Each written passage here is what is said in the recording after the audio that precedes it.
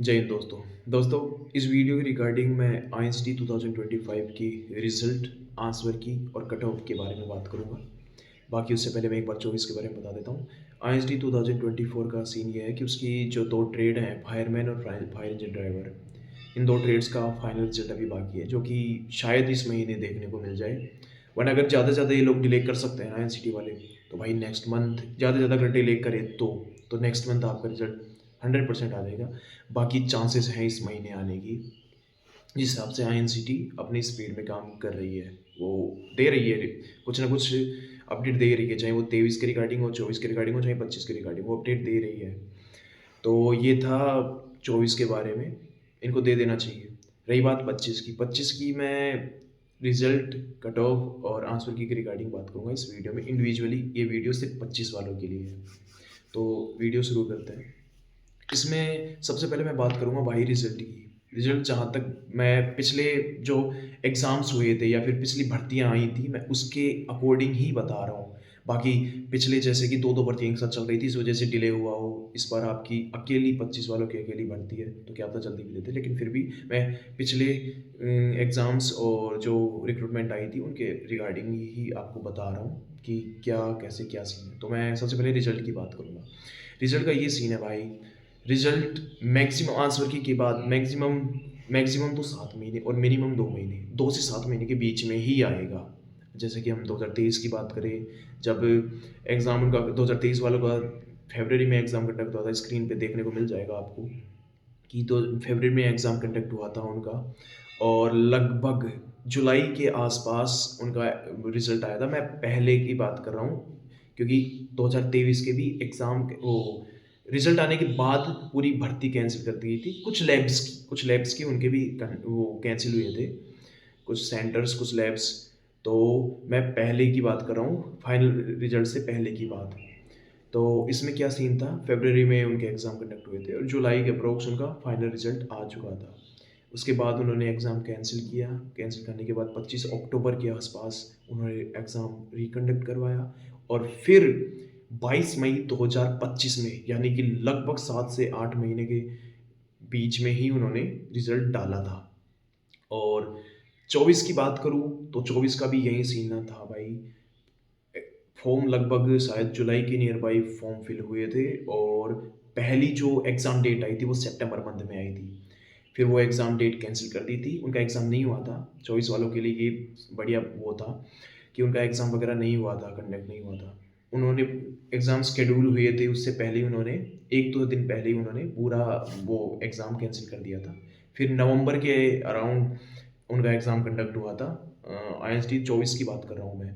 नवंबर में exam conduct हुआ था और उनका रिज़ल्ट जून में आया था। स्क्रीन में देखने को मिल जाएगा भाई कि जून में उनका रिज़ल्ट आया था, फायरमैन और फायर इंजन ड्राइवर को छोड़ के। इनका रिज़ल्ट जुलाई में आया था। तो ऐसे ही मैं 25 की बात कर रहा हूँ। 25 का रिज़ल्ट लगभग मिनिमम तो 2 महीने और मैक्सिमम 7 महीने, इतना लंबा जा सकता है भाई। यानी कि जैसे कि अब फरवरी में एग्ज़ाम कंडक्ट हो रहे हैं, तो वहीं जुलाई के आसपास अगर देखा जाए तो पिछले भर्तियों के रिगार्डिंग। लेकिन अगर देखा जाए तो पिछली भर्तियाँ 2-2 भर्तियाँ एक साथ थी, 23-24 दोनों एक साथ ही थी, आगे-पीछे एग्ज़ाम्स हो रहे थे, जिस वज़ह से डिले हो सकता है। इस बार आपकी अलग ही है, मतलब ना कोई 23 वाली पूरी कंप्लीट हो चुकी है। 24 वाली फायर इंजन, फायरमैन को छोड़ के, इन 2 ट्रेड को छोड़ के बाकी पूरी भर्ती कंप्लीट हो चुकी है। एग्ज़ाम वगैरह जो आईएनसीटी करवाती है, बाकी तो कमांड के ऊपर डिपेंड होता है, डीवी वगैरह, जॉइनिंग वगैरह। जो आईएनसीटी का काम होता है ना, वो हो चुका है। बस एक फायरमैन वालों को छोड़ के और फायर इंजन ड्राइवर को वालों को छोड़ के, इनका शायद इस महीने आ जाए या फिर नेक्स्ट मंथ आ जाए। तो ये भी पूरी हो जाएगी भर्ती, बचेगी सिर्फ आपकी 25 वालों की। 25 वालों का बता दिया मैंने। फरवरी में एग्ज़ाम कंडक्ट हो गया और जुलाई के आसपास, जुलाई मतलब 2 से 7 महीने के बीच में आपका रिज़ल्ट आ जाएगा। और फिर ये डिपेंड करेगा आपके कमांड के ऊपर कि कौन से कमांड से आपने फॉर्म फिल किया है, और वो कमांड कितना स्पीड में या फिर कितना डिले करता है उस चीज़ को लेके। यानी डीवी हो गए और फिर जॉइनिंग प्रोसेस हो गई, उसमें एक सारा खेल कमांड का रहेगा भाई। रिज़ल्ट आने के बाद, रिज़ल्ट तो आईएनसीटी दे देगी, इसी साल दे देगी, लेकिन कमांड के ऊपर डिपेंड है कि आपके डीवी कब होंगे और आपके जॉइनिंग कब होगी। वो कमांड के ऊपर डिपेंड करेगा, वो कितना स्पीड में चलता है या नहीं चलता है। जैसे 24 में इस बार शायद वेस्टर्न कमांड डिले चल रहा था, बाकी के जल्दी हो गई थी। और इन्हीं में भी सिर्फ़ कुछ ट्रेड्स को, ऐसा नहीं है कि सारी ट्रेड्स का ऐसे स्पीड में कोई कहाँ पे स्पीड पे हो जाएगा, कहाँ पे धीरे हो जाएगा, नहीं ऐसा नहीं है। कुछ-कुछ ट्रेड्स का जल्दी हो जाते हैं और कुछ-कुछ ट्रेड्स डिले चलती हैं भाई, जो जिन लंबी बड़ी भर्ती आ गई, उसमें डिले चलते हैं क्योंकि कितने सारे कैंडिडेट्स होते हैं लगभग। जैसे अब 25 वाली भर्ती की बात करूँ तो टीएमएम की 530 के अराउंड भर्ती है, तो उनको टाइम लगेगा, ऑब्वियसली उनको टाइम लगेगा। तो ये था रिजल्ट के रिगार्डिंग। रिजल्ट 2 से 7 महीने, एक लाइन में कर देता हूँ मैं, 2 से 7 महीने के बीच में आएगा और एग्ज़ाम कंडक्ट होने के। और उसके बाद भी कमांड के ऊपर डिपेंड करेगा कि वो कमांड आपका डीवी कब कराए और आपके जॉइनिंग कब हो। ये हो गया रिजल्ट के रिगार्डिंग। अब बात करता हूँ मैं दूसरा टॉपिक, आंसर की के रिगार्डिंग बात करता हूँ मैं। तो आंसर की का ये सीन है भाई, जैसे कि मैंने 23 में देखा, 24 में देखा, जहाँ तक मैंने देखा अभी मैंने सर्च वगैरह किया उसमें पता चला मैंने, जो आंसर कीज़ हैं वो 1 महीने के अंदर-अंदर आ जाती हैं। ऐसा ही आपके साथ होगा। जैसे कि 2 फरवरी को एग्ज़ाम कंडक्ट हो रहा है ना, तो 1 महीने के अंदर 30 दिन के अंदर-अंदर आपकी आंसर की आ जाएगी। अगर आपका ये जो री-एग्ज़ाम है वो अच्छी तरह से कंप्लीट हुआ हो। वरना अगर जैसे अभी सितंबर में एग्ज़ाम कंप्लीट हुए थे 3 सितंबर के अराउंडिंग, और अब तक आंसर की देखने को मिली थी, देखने को तो मिला क्या, सिर्फ कैंसिलेशन नोटिस। तो अगर एग्ज़ाम सही से कंडक्ट हुआ तब तो 30 दिन के अंदर अंदर आपकी आंसर की आ जाएगी। जैसे 23 वाली भर्ती की बात करें, वो जो पहला फरवरी में एग्ज़ाम कंडक्ट हुआ था वो मार्च में आ गया था आंसर की, लगभग 7 मार्च के आसपास।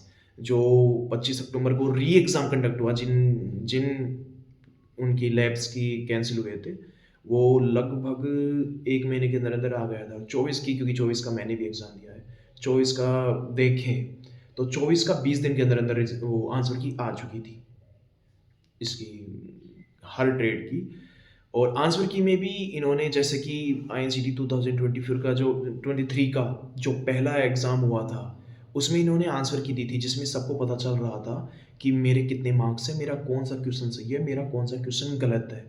ये था पहले एग्ज़ाम में। लेकिन शायद जहाँ तक देखो, मैं कन्फर्म नहीं है दूसरे एग्ज़ाम का 2023 का, उसमें उन्होंने शायद मास्टर की दी थी। बाकी 24 का मैं कन्फर्म हूँ, क्योंकि 24 का एग्ज़ाम मैंने भी दिया था, मेरी भी आंसर की आई थी।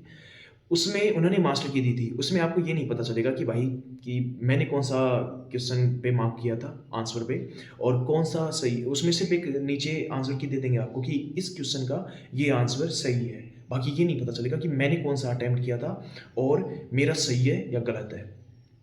या तो आपकी आंसर की आएगी, और बाकी जहाँ तक मैं पिछले 2 साल से देख रहा हूँ, वो मास्टर की ही दे रहे हैं। तो शायद 25 वालों को भी मास्टर की ही दें, और उससे आपको ये नहीं पता चलेगा। अगर मास्टर की आई तो आपको ये नहीं पता चलेगा कि मैंने कौन-सा अटेम्प्ट किया, क्योंकि भाई एग्ज़ाम दिए हुए बहुत टाइम हो गया है, लगभग 4 से 5 4 महीने से ऊपर ही हो गया, 4-5 महीने हो गए शायद, है ना?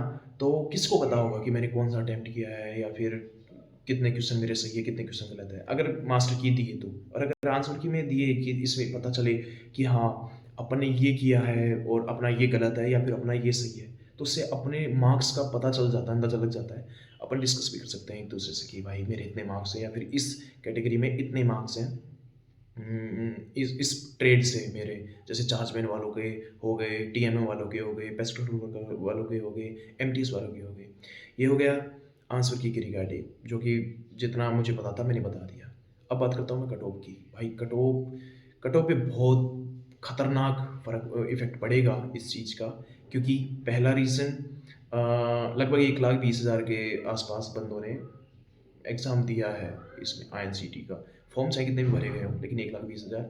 मैं 2 फरवरी से पहले की बात कर रहा हूँ मैं। 2 फरवरी को जो री एग्ज़ाम कंडक्ट हुआ है कुछ लैब्स का, उनको काउंट नहीं कर रहा। कम ही हुए हैं। अब जैसे 1,20,000 थे ना, तो 5 से 10,000 बंदे कम ही मान लो। लगभग इतने ही जा रहे हैं, 1,10,000 या फिर 1,00,000 के आसपास। इतने बंदों ने एग्ज़ाम दिया है। और दूसरा रीज़न, वैकेंसीज़ बढ़ी हैं भाई। 3-3 अमेंडमेंट हुए हैं 2025 में, और तीनों अमेंडमेंट में वैकेंसीज़ कैटेगरी वाइज़ हो, पोस्ट वाइज़ हो, वो बढ़ी हैं और अच्छी खासी बढ़ी हैं। ऐसा भी नहीं है कि हाँ, इक्की-दुक्की, कुछ ट्रेड्स को छोड़ के बाकी कई में ट्रेडमैन वालों के तो बल्ले-बल्ले हैं भाई।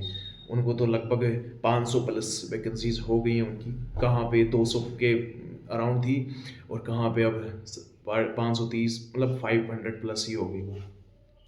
तो दूसरा रीज़न ये है कि कट ऑफ कम होने का। बाकी ये मैं स्क्रीन पे 2023 की कुछ कट ऑफ्स हैं कुछ स्टेट को लेके, जैसे जाजमैन हो गया, टीएमएम हो गई, एमटीएस हो गई। 2023 में तो शायद 3 ही आई थी, चार्जमैन, ट्रेडमैन और साइंटिफिक असिस्टेंट। इन 3 पोस्ट पर ही आई थी, ट्रेड की वैकेंसी निकली थी।